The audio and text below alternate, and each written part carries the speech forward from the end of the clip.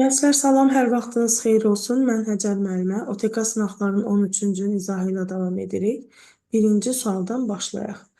Verilmiş demək cədvəldə epifiz, mədə-altı vəzləri verilib, biqriqə özümüz təyin edəcəyik. Epifiz aid olduğu vəz qrupu daxili sekresiyadır. Hazırladığı hormon isə olacaq melatonin hormonu. Qarışıq sekresiya vəzlərindən olub androgen hazırlayan isə toxumluqdur. Mədə-altı vəzi də qarışıq sekresiya qrupuna aiddir və hazırladığı hormonlardan biri də qlukagon hormonudur. Düzgün variantımız olacaq C variantı.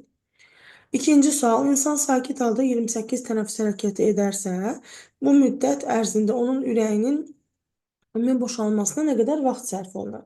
Ümumiyyətlə, bir tənəffüs hərəkətinə sərf olunan vaxt 3,75 saniyədir. Yəni, bunu hardan alırıq, uşaqlar? 1 dəqiqədə 16 tənəffüs hərəkəti eləmirik. 1 dəqiqəni 60 saniyə kimi yazıb 16-ya bölsəz, bu 3,75 saniyə eləyir. 28 tənəffüs hərəkətinə sərf olunan vaxtı tapmaq üçün bunu vurarsınız 28-ə və eləyəcək bu,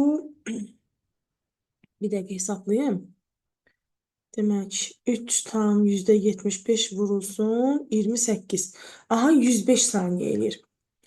Və deyək ki, ürəyin ümumi boşalmasına neçə saniyə vaxt sərf olunur? Ümumiyyətlə, ürək sikli nə qədər işləyirsə, siklin tən yarısı işləməyə, tən yarısı dincəlməyə sərf olunur. Belə deyək də, 0,8 saniyənin 0,4-ünü ümumi boşalmaya sərf edirsə, 105 saniyənin də x-ini. Bu da eləyəcək 52,5 saniyə, düz böldümsə əgər bunun yarısı, D variantı. Yəni 105-in elə yarısını götürsəniz kifayət edir. Üçüncü sual, Eyler-Venn diaqramına əsasən uyğun bəndi müəyyən edin. Toxumluqlarla yumurtalıqların ortaq cəhətlərini axtarıq. Bədən boşluğunda yerləşir. Toxumluq bədən boşluğunda yerləşmir, bədəndən kənarda yerləşir. Bu yumurtalıq olar. Testosteron və androgen hormonları kişi cinsi hormonlarıdır. Estrogen və progesteron hormonu qadın cinsi hormonlardır. İkinci cinsi əlamətlərin yaranmasında bunların hər ikisi iştirak edir. Axacaqları sidic kanalına açılır. Toxumluqların axacaqları gəlib sidic kanalına açılır. Xarici sekresiya vəzisi kimi hüceyrə ifraz edir. Bunun hər ikisi. Deməli, 2-5, 1-3, 2-5, 1-3, düzmü görürəm, 4-6 olacaq C. Dördüncü sual, nöqtələrin yerinə uyğun gələn sözlərin ardıcıllığını müəyyən edin.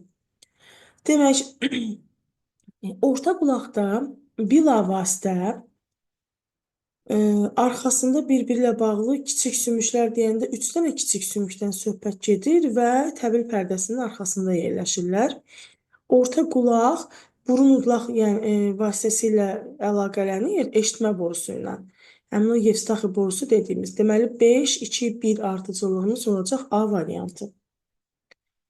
Beşinci sual, DNT molekulunun bir hissəsində nukleotidlərin ümumi sayı 3200-dür. Əgər bu nukleotidlərdən 600-ü timindirsə, deməli yazıram 600 dənə timin var, o zaman 600 dənə də adenin var. 3200-dən bu ikisinin cəmi 1200 eləyir. Bunu çıxanda qalır 2000 nukleotid. 2000 nukleotidin 1000 dənəsi guanindir, 1000 dənəsi də olacaq sitozin. Və deyir ki, əgər bu hissədəki 3 qat hidrogen rabitələrinin sayının 2 qat hidrogen rabitələrinin sayına olan nisbətini istəyir bizə. Neçə dənə 3 qat hidrogen rabitəsi var burada? 1000 dənə. Çünki 1000 dənə guanin var. 2 qat hidrogen rabitəsi isə, məsələn, 2 qatlardan birini götürsək 600 dənə. 1000-in 600-ə nisbəti ixtisar aparsaz 5-in 3-ə nisbətində qalmış olacaq. 6-cı sual, şəkildə ağlı qişa, göz bəbəyi və şüşəvari cisim hansı rəqəmlərlə göstərilmişdir? Ağlı qişa üstdən örtən qişadır. Məsələn, 5 ağlı qişa olsun. Demək, yazaq 5. Göz bəbəyi, məsələn, burada olan dəliyi göstərmiş olar 3 və şüşəvari cismi istəyirsə bizdən 6 bir dəqiqə buradan görmə sinirinin çıxdığı yeri göstərir. Onda olacaq 4. Şəkil sadəcə biraz çapdan yaxşı çıxmayıb. Yəqin ki, A variantı olar. 7-ci, demək, əkizliklə bağlı bir sualdır. Bir yumurta ikizləri var, göbək ciyələrinin sayı 3-dür. Deməli, bir yumurtadan 3 dənə ikiz uşaq əmələ gəlib. Amma bunlar bir yumurta ikizi olduğuna görə bir dənə zigot var. Yəni ziqotun Z-in sayı 1-dir. O zaman bir yumurta ikizlərdirsə, maylanmada iştirak edir 2 dənə qamet. Bir dişi, bir erkək qamet. Müxtəlif yumurta ikizlərinin mayalanmasında 4 qamet iştirak edibsə, deməli burada 2 dənə yumurta hüceyrə mayalanıb. Və buna görə də 2 dənə zigot yaranıb. Və hər uşağın da öz göbək ciyəsi olanda burada da 2 olmuş olacaq. X, Y, Z-in cəmini toplasanız 5 olacaq. 8. Bərabər sayda götürülmüş çay xərçəngi. Açar sözünüz bərabər olsun. Ona görə hər birinin üzərinə x yazıram. X qədər xərçəng, x qədər hörümçək, x qədər may böcəyi var. Bunlarda cəmi 264 20 ayağı var. Çay xərçəngində 10 dənə 20 ayağı var. O zaman x qədərdirsə 10x qədər 20 ayaq olacaq. Xaçın hörümçəkdə 8 dənədir. 8x də burada olacaq. May böcəyində 6 dənədir. 6x də burada olacaq. 24x eləyəcək. 24x bərabərdir 264, x də bərabərdir 11. Deməli, hər canlıdan 11 dənə götürülüb. Onda bu buğum ayaqlarda cəmi neçə bığcıq saymaq olar? Əgər 11 dənə xərçəng varsa, xərçəngin 4 dənə bığcığı var. Deməli, burada 44 dənə bığcıq var. Hörümçəyin bığcığı yoxdur, may böcəyində isə 2 dənə bığcıq var. 11 dənə may böcəyi varsa, 22 dənə də bığcıq olanda 44 və 22-ni toplasanız 66 olacaq. 9-cu sual şəkildəki heyvanda rast gəlinmiş, şəkildə demək kərtənkələ təsvir olunmuşdur. Caynaqlar var idi, döş qəfəsi ilk dəfə elə bunlarda var idi, kulakası var, dişləri var, amma qırışlı beyincik quşlarda, bir də məməlilərdə var, sürünənlərdə və ondan əvvəlkilərdə olmaz. 10-cu. Bütün məməlilərə aid olan əlamətləri müəyyən edin. Bütün məməlilər diri bala doğmaz, çünki yumurta qoyanlar var. Bütün məməlilərin tük örtüyü yoxdur, məsələn, balina kimlərdə örtük şəklində deyil. Bütün məməlilərdə maylanma daxildirmi? Bəli. Bütün məməlilərdə quyruq var, yox. Məsələn, bizdə yoxdur. Gözlər yaxşı inkişaf edib, yox. Məsələn, torpaq altında yaşayanlarda gözlər zəif inkişaf eləmiş olur. 11. Həm talisemiya, həm də hemofiliya xəstəliyinə aid olan əlamətləri seçməyimizi istəyir. İrsi xəstəlikdir. Bunların hər ikisi irsi xəstəlikdir. Deməli, gənclər, orada diqqət edəcəyiniz nədir? Bir var irsi xəstəliklər, bir də var qan xəstəlikləri, yəni bir də var qanla yoluxan xəstəliklər. İrsi xəstəliklərlə qanla yoluxmaq olmur. Qanla yoluxan xəstəliklər isə, məsələn, hepatit idi, QİÇS idi, bunlar qanla keçən xəstəliklərdir. Talisemiyanın hemofiliya irsidir. Geni cinsiyyət xromosomunda yerləşir, bu talisemiya olmaz. Talisemiya autosomdur, hemofiliyaya aiddir. Eritrositlərin funksiyası pozulur, məsələn, bu hemofiliyada olsun. Talisemiyada da, hemofiliya daha doğrusu deyilmək, qanın laxtalanmasıdır. Talisemiyada olsun. Qan köçürmə zamanı bir insandan digərinə keçə bilməz, bəli, çünki bunlar qanla yoluxmur. Əsasən kişilər xəstədir. Qadın və kişilər talisemiyaya görə hər ikisi eyni dərəcədə xəstədirlər, çünki autosomdular. Amma hemofiliyaya görə deyəndə olar, yəni ortaq sayılmadır. Qaraciyər və dalaq şişir, bu talisemiya olsun. Yəni 1 və 4 düzgün cavabımız olacaq A variantı. Hansı ifadə doğrudur? Antroponoz dediyimiz yalnız insanın yoluxa biləcəyi xəstəlikdir. Zooantroponoz isə heyvandan insana yoluxan xəstəliklər idilər. Şəkildə neçə tip, neçə sinifə aid olan canlı göstərilib? Deməli, şəkildə verilənlərə baxıram, bunların hamısı xordalar tipidir. Yəni, bir dənə tip var. Neçə sinif dedikdə sürünənlər sinifi var, amfibilər sinifi var, quşlar sinifi var. Bunların da hamısı olacaq məməlilər sinifi. Yəni 4 dənə də sinif. 1-in 4-ə C variantı. Hansı ifadə doğru deyil? Ziqotdan anar əmələ gələ bilər, düz. Ziqotdan işçi əmələ gələ bilər, düz. Çünki bunlar maylanmadan yaranır. Erkək arı spermatozoid əmələ gətirər, bu da doğrudur. Ziqotdan erkək əmələ gəlməz, çünki erkəklər dişinin tək qalan qametindən əmələ gəlir. 15 uzaq hibridləşmə zamanı 12 xromosomlu spermi, yəni n bərabərdir 12. Amma Karpachenko kişi deyirdi ki, 2n üstəgəlnisini 2n-dən hesablayın. Deməli, bunun 2n-i bərabər olacaq 24. Yazdım bura 24 üstəgəlnisi. 7 xromosomlu yumurta hüceyrədirsə, deməli eni bərabərdir 7-dir, amma bizə 2 eni lazım olacaq. Hər birini diploidə gətirin, 14. Bunu toplayanda eləyəcək 38-i 48 nədir? 38 eləyir. Və deyir ki, bu hibridin bir yarpağı artıq bunun elə hibridin öz xromosom dəstidir. 38. Bir spermi bu hibridin spermisidirsə, bunun yarısı qədərdir 19 və bir endosperm hüceyrəsi.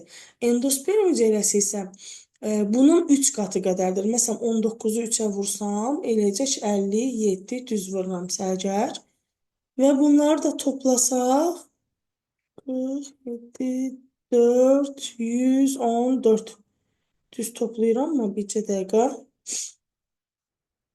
38 üstəgəl 19 üstəgəl 57. Hə, 114 düz toplamışam.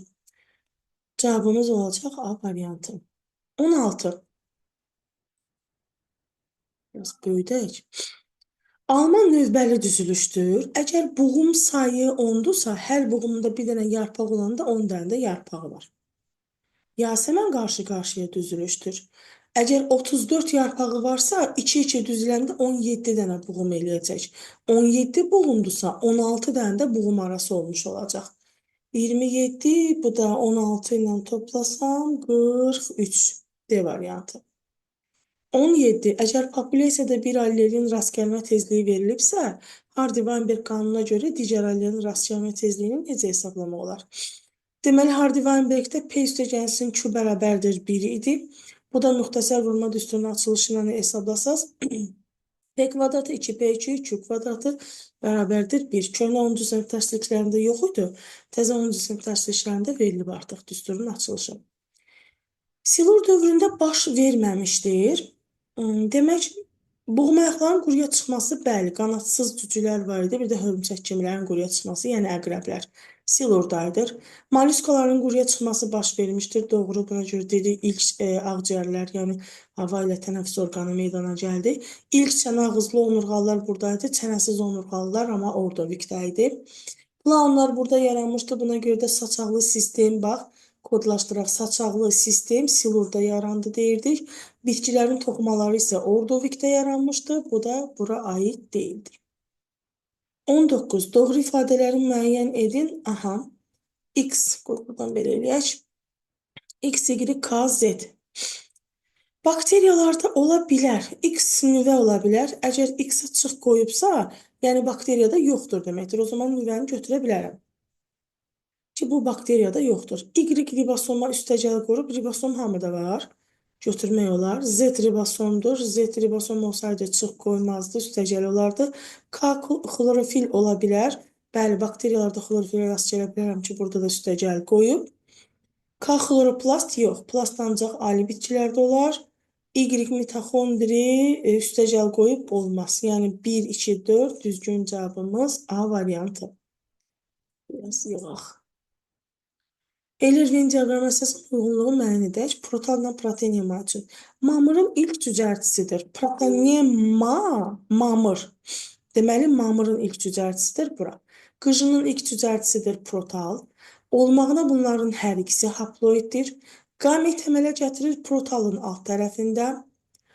Fotosintezi həyata keçirdir. Oy, nə yazdım mən bura? Haploid deyə ben yazıram. 3 olmalıdır. Qametləri əmələ gətirir yazdıq. Aha, fotosintez bunların hər biri həyata keçirilir. Çünki yaşıldılar. Sap şəkilli yosunlara bənzəyir. Protonema. Deməli, 2, 4, 1, 6, 3, 5, yəqin ki, C variantı olar. Belə bir genotipli iki fərdin çarpazlaşması zamanı alınan nəsildə neçə fenotip, neçə genotip müxtəlifliyi olar? Əgər hər ikisinin xromosom nədir Allah? Genotipləri eynidirsə, o zaman 2 üstü n-dən fenotipi, 3 üstü n-dən genotipi götürürsünüz. Burada 1, 2, 3 dənə heterozigot var. 2 üstü 3, 8, 3 üstü 3, 27. Cavab olacaq 8 və 27. Deyək, mən buradan bir dənə boş vərəq açım. Əgər bunlar fərqli genotipdə olsaydılar, uşaqlar sizin üçün belə bir şey deyin. Uşaqlar deyə müraciət edirəm, çünki adətən bu sınaqların izahlarından şagirdlər baxırlar. Müəllimlər də izləyirlərsə üzrlü saysınlar. Məsələn, belə bir şey deyək gənclər. Belə bir genotipli fərdin, tutaq ki, belə bir genotipli, məsələn, burada böyük şeylər yazıram, tutaq ki, burada da kiçik deyilər yazıram. Fərdlə çarpazlaşmasından, yəni iki fərqli genotip verilibsə, onda fenotip genotipi necə hesablaya bilərsiniz? Gətirin monohibridə. A-ları bir çarpazlaşdırsaz, yəni böyük ya kiçik yanı çarpazlaşdır böyük ya kiçik yanı. Alacağıq böyük A-lar, 2 dənə böyük ya kiçik A, bir dənə də kiçik A-lar. B'ləri də eyni qayda ilə çarpazlaşdırsaz, mən burada qeyd edirəm, məsələn, siz birbaşa B'lərin özündə yazın da. Mən sadəcə göz yaddaşı olsun deyə qeyd edirəm. Seylərlə bu seyləri çarpazlaşdırsaq, böyüksə kiçik seylə böyük seyləri çarpazlaşdırsaq, elə böyüksə kiçik sey, böyük seylər alacaq. D'lərlə də D'ləri çarpazlaşdırsaq, özlərindən alacam. Elə böyük də kiçik D'lər alacam. İndi burada tam dominantlıq şəraitini, baxın görüm şərtdə yazıbmı? Hə, dominantlıq tamdır yazıb. Tam dominantlıq şəraitində desəm nə olar? Məsələn, fenotip axtarım. Bu ikisini biz necə görürük? Sarı. Bunu da görürük yaşıl. Deməli, iki fenotip burada görürəm. Bunları hamar görürəm. Bunu isə qırışıq görürəm. İki dənə də fərqli fenotip burada görürəm. Amma bunların hamısını tutaq ki, qırmızı çiçəklər görürəm. Burada artıq bir fenotip görürəm. Bunu məsələn görürəm uzun gövdə, bunu görürəm qısa gövdə, xaricdən deyirəm də, iki dənə də bu. Bunları bir-birinə vurarıq. Bu da eləyəcək 8 fenotip. Genotip isə yazılışlarına baxın da, böyük A-lar var, böyük ya kiçik A var, kiçik A-lar var. Yəni 3 cür yazılış burada var. Eləcə də 3 cür yazılış burada varmı? 2 cür yazılış burada varmı? 2 cür də yazılış burada var. Bu da eləyəcək 9, o da 36 dənə də genotip. Əgər bunu sizə tam yox, natamam dominantlıq verərsə, onda hansı əlamətə görə natamam dominant olduğunu qeyd etməlidir. Məsələn, gəlin götürək, B-lərə görə natamam dominantlıq var. Qələmin rəngini dəyişim. Onda B-lərə görə natamam dominantlıq varsa, burada fenotip 2 yox, 3 olacaq. Genotip zaten 3-dür, çünki 3 cür yazılış görürəm burada. Məsələn, bu olacaq qırmızı, bu olacaq çəhrayı, bu olacaq ağ. Natamam dominantlıqdan nümunə desək, onda da yəni bu şəkildə vurub hesablayacaqsınız. Sadəcə burada elə bir hər ikisi eyni genotip olduğuna görə belə bu şəkildə düsturla getmək daha rahatdır. Bunu da istədim biləsiz deyə, biraz çox danışdım orada, amma yəni istədim biləsiz deyə qeyd elədim. İnsan və oranqutan üçün ümumi olan əlamətləri müəyyən edin. Əmək aləti yaratmaq insana aid olar. Oranqutanın da qabırğa sayı bizlə eyni idi. Və Linne sağ olsun, bizim ikimiz də primat deyə adlandırmışdı. Sağ olsun derim ki, çoxdan ölüb. Üst şöbəsinin iri olması, üst şöbəsinin beyin şöbəsinin iri olması meymun üçündür, ayaq tağı insan üçündür, qaş üstü qövs meymun üçündür. Yəni 2 və 3 olacaq A variantı. Verilmiş xəstəliklərə malik insanların genotipindəki cinsiyyət xromosomlarının sayının artması sırasını müəyyən edin. Şeşevski-Terner sindromu 44 üstəgənsin X idi. Yəni bunlarda tək X xromosomu qalırdı, X0. Klinefelter sindromu 44 üstəgənsin XXY idi və buna görə deyirdi ki, bunlar X xromosomu ilə ilişib keçən hər hansı bir xəstəliyə görə bu kişilər daşıyıcı ola bilərlər. Patau sindromunda isə 45 üstəgənsin, məsələn, XX, tutaq ki, qız yazaq. Yəni, Patau da autosom xromosomda artım var idi. Cinsiyyət xromosomlarının sayının artması desə, ən azı bir dənə Şeşevski-Ternerdədir. Sonra Pataudadır 2 dənə və Klinefelterdə də cinsi trisomiya olduğuna görə olacaq 3 dənə. Patau da trisomiyadır, amma autosom. Şeşevski-Terner monosomiyadır, yəni bunda biri yox idi. 24. Miller'in quraşdırdığı qurğunun elektrodlar yerləşdirilmiş hissəsində, həmin o enli hissə var idi, orada. Hansı qazlar var idi? Deməli, Miller ora yerləşdirmişdi, Stanley Miller metanı yerləşdirmişdi və onun Müasirlər deyirdilər ki, ora karbon qazını yerləşdirir, metanı yox. Amonyakı yerləşdirmişdi və bir də sərbəst hidrogeni. Bu kişinin təcrübəsi oldu nə? 1, 5, 6. Aha. Bu kişinin təcrübəsini ona görə qəbul eləmədilər ki, onun müasirləri deyirdilər ki, ora azotu yerləşdir və karbon qazını yerləşdir. Bunları yerləşdirmədiyinə görə qəbul olunmamışdı. 25. Yarpaq mənşəli bığcıqlara malik olan noxudun bir də lərcənin bığcığı yarpağı idi. Digərləri, məsələn, üzümdür, borandır. Bunlar gövdə mənşəli idilər. Toxumla çoxaldılmış ikiləpəli bitkinin kök sistemində cəmi 40 kök var. Aha, 40 kök var və bu toxumla çoxaldılıb. Bunun biri əsas kökdür. Əgər əlavə köklərin sayı yan köklərdən 2 dəfə az olarsa, o zaman əlavə köklər x, yan köklər 2x. Yerdə qaldı 39 dənə bunların cəmi. X-la 2x-i toplasam eləyəcək 3x bərabərdir 39-a, x də bərabərdir 13. Deməli, əlavə köklərin sayı 13-dür, yan köklərin sayı 26. Bizdə neçə dənə əlavə kök istəyirdi? Cavabımız olacaq 13. Uyğunluğu müəyyən edin. İzoqamiya, anizoqamiya, ooqamiya gametogenezin formalarını verir. İzoqamiyaya biz yosunlarda rast gəlirik. Məsələn, S, izoqamiya. Anizoqamiya rast gəlirik çılpaq toxumlu örtülü toxumlarda. Məsələn, burada şam ağacı olsun, çılpaq, bir də palıd olsun, örtülü toxumlu. Ooqamiya isə spermatozoid sözünü harda işlədiriksə, məsələn, quş mamırı, qıcılar ola bilər, heyvanlardan evitin edib, məsələn, bunlar da ola bilərlər. Ooqamiya tipli gametogenez forması. Və situasiyalar diplod xromosom dəstinə malik adi kartof bitkisinin bir yumurtacığında gedən cinsi çoxalma prosesi. Bu şəkli sevmirəm. 9-cu sinif ontogenezdə verilib. İndi təzə dərslikdə çıxardım. Mənim sevdiyim şəkli yerləşdiriblər ora. Hə. Bu şəkli sevmirəm. Yəni, qarşı-qurşuqdur mənə görə. Nəysə, deyir ki, şəkildə 1, 2 və 3 rəqəmləri ilə göstərilən hissələri. Aha, 1. Bir üstdən örtən hissəni göstər, toxumun qabığı. 2. Mərkəzdəki olan hissəni göstər, yəni bu hissənin ləpə yarpağı. 3. Kökçük hissəsini göstərir. Ondan biraz yuxarı hissəni göstərsəydi, gövdəcik olardı. 29. Sxemdə 4 rəqəmi ilə göstərilən hansı hüceyrələrin birləşməsidir? Aha. 4 deməli, spermilərdən birinin gəlib mərkəzi hüceyrə ilə birləşməsini göstərir. Bu olacaq artıq endosperm.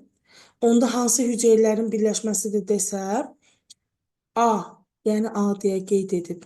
Yazaram ki, spermi üstəgəl mərkəzi hüceyrə. Və B-də də deyir ki, bu hüceyrələrin hər birinin xromosom dəsti neçədir? Ardıcıllıq necə yazmışsınızsa elə yazaq. Spermini yazaq. Spermi N mərkəzi hüceyrə 2N xromosom dəsti. Və deyir ki, 30-cu sualımız, əgər bu bitkinin 2N-i 48-dirsə, 2 qat maylanmadan bilavasitə sonra 5 rəqəmi ilə göstərilən strukturdakı hüceyrələrdə xromosomların ümumi sayı.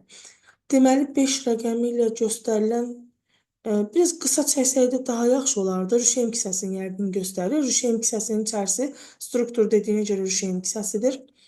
Burada olan xromosomların ümumi sayı neçədir? Və artıq spermilərin daxil olduğunu görürük. Deməli, spermilərdən nəzər alacaq.